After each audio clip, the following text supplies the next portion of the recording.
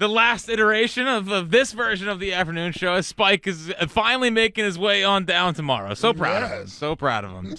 So Spike. That is the rumor that he's coming tomorrow. Yeah. It's So the rumor. Obviously looking forward to that and continuing just the great stuff that we have here in the afternoons. But a lot to get into today. There's a big extension. The Sixers' first-round opponent's back. It's kind of like the boogeyman, but we'll get to that. But the thing that's really hit me today is this Phillies team. You know, they're still 500. They split against the Pirates, and I can feel it coming. Like sometimes you got to have a read for the fan base. And oh, really? Yeah. And I would argue there's no one that has a better read on the fan base than me.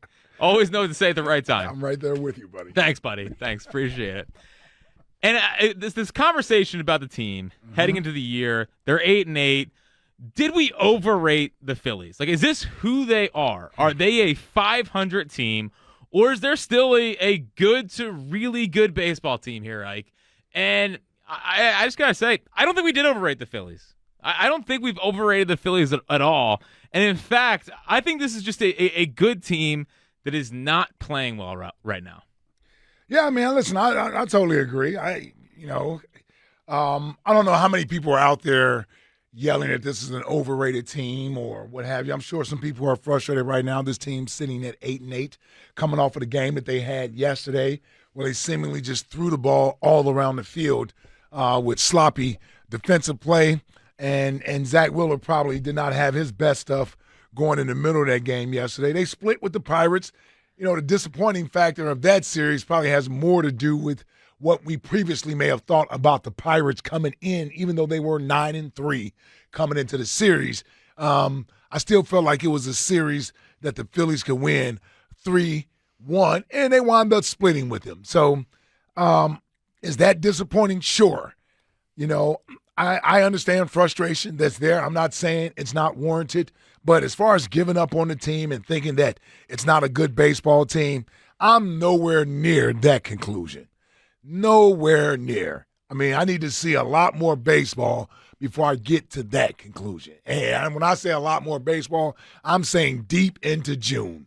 I mean, like that's how much baseball I need to see for me to come to the conclusion that this baseball team isn't what I expected it to be. They've shown in the past that they get off to slow starts, and I'm not saying it's acceptable, but maybe that's who they are. Yeah, I mean, maybe that's just who they are. It would be annoying. Like, I don't want them always being like, yeah, the slow starts, whatever. You wake us up in June, that's when we'll get going. Because I would like a little bit of sense of urgency, but you're right, that might just be who they are. Yeah, I mean, none of us want that, but it's which your options are giving up on the season or drawing on what their history has been. And a team that's 8-8 with this much firepower offensively and even with the pitching staff they have, including the bullpen, is not going to stay down for long. So I would caution everyone that's out there ready to jump ship and make some proclamation or declaration about this team is going to be this. Yeah, you may turn out to be right. They won't win the World Series. Maybe they don't win the World Series. I don't know. I'm just telling you I haven't given up that belief that they can just yet. 215-592-9494 to get in. Did we overrate this Phillies team? And I guess I'm just what exactly did we overrate? Is it the offense? Are people worried about the offense? Is it so inconsistent that people they don't really know what they're getting on a night in, night out basis? Like, who on the offense should I be actually concerned about? It's Castellanos? Sure. Yeah. But he's also traditionally a streaky guy.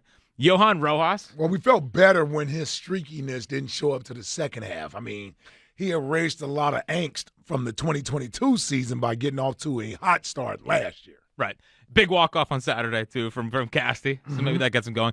Rojas, yeah, I mean, Rojas might be a huge question mark. He's a guy that has never really been a plus-plus hitter, but I look at the rest of the line. He's not a question mark for me. He is who he is. He is who he is. Yes. He's essentially a pitcher batting ninth. Yeah. But the other guys that are struggling, Bryson Stott. Am I super concerned about Bryson Stott? No. I think he's a guy that's going to end the year batting between 280 and 290, and he'll be okay. He's got some work to do. He's got some work to do. 280, 290. But I don't think that's going to call for a hot bat for at least a month and a half. I don't think we're getting a 2 240 to 250 season out of Bryson Stott. I think he's too talented of a hitter. I think he's had a bad start to the season. Alec Boehm, he's not hitting the ball out of the ballpark, but he's still doing the Alec Boehm thing, the little slap hits and stuff like that. And then there's the big fella, Bryce Harper. And I don't think anyone's really concerned about Bryce. And I got to be honest, like, someone's going to pay for this Harper run that's going to happen. I think there's been a lot of Harper this. He's 2 for 16 in the Pirates series. He didn't get a hit in the Cardinals series. If you take out the Cincinnati game where he had the 3 home runs, his average is probably in the 170s. Yeah. His average on the season is actually below Johan Rojas, which seems like a huge problem. Yeah. But I think someone's going to pay for this Harper run because I think it's coming. You saw some things over the weekend, some good signs from that, and he's not going to stay down forever. And when he gets going, I think this whole thing starts to turn around very quickly. Yeah, listen, I'm not worried about Bryce Harper at the plate, but this idea that is now being floated out here that first base may be too hard for him. There it is. I mean, no, here's the thing, though. I was told that moving him to first base was to alleviate stress on him from a physical standpoint and playing defense. That's what I was told by all the baseball people. Mm-hmm. So that it was more stress for him out there in right field than it is at first base. Are we ready to switch that now? No, he's got to play first. Oh, no. I mean, are we ready? No, he wants to play first. But this idea that the physical toll over there at first base is a hindrance to him. You're not buying it.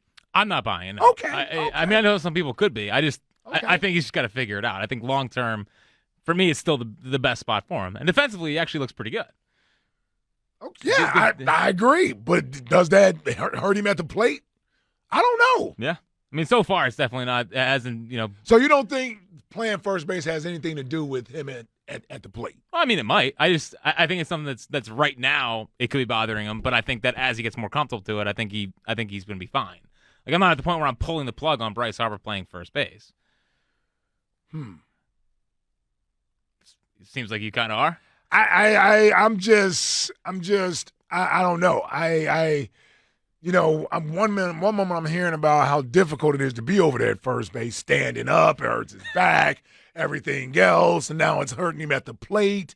But yet you want to keep him at first base, even though it physically may be taking more of a toll on him.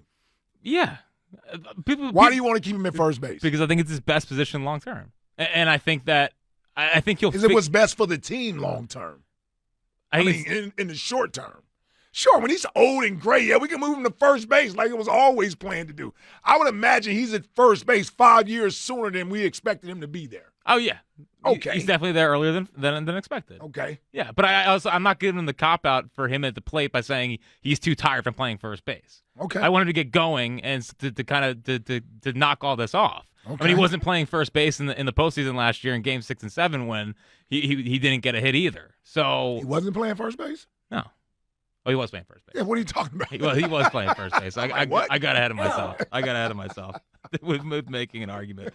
But in all seriousness, though, Harper does have to get going. Like, I'm not worried about it, but when you're going into this 6-game stretch they have right now, which, by the way, I mean, Rockies, White Sox, anything less than if they lose more than 2 games this week, it's a colossal disaster. Yeah. These teams stink.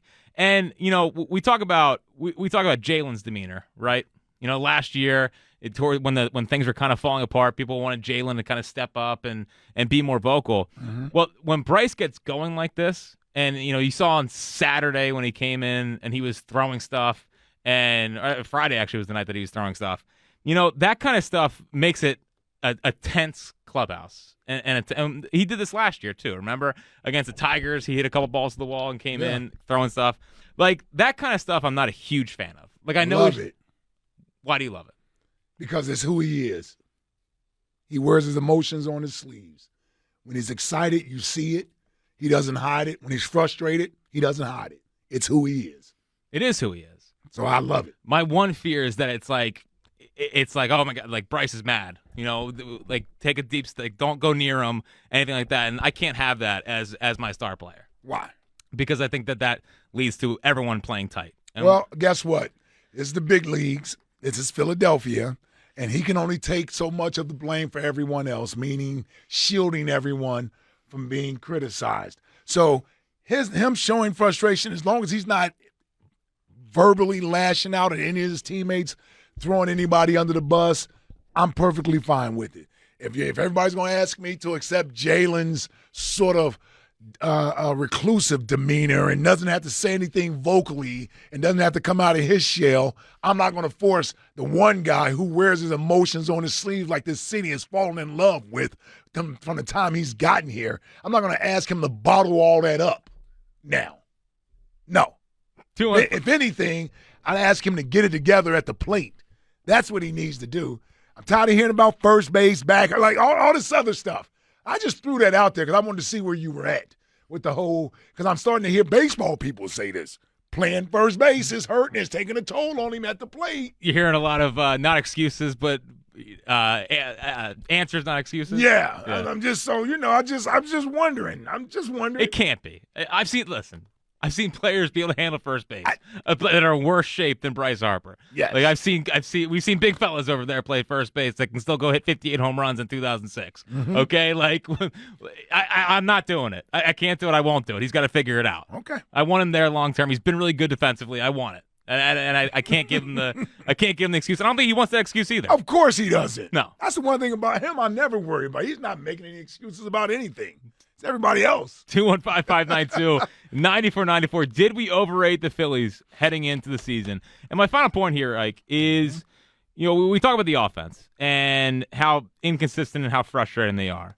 I mean, this pitching staff, I think, is exceeding expectations. I know Wheeler had a hiccup yesterday.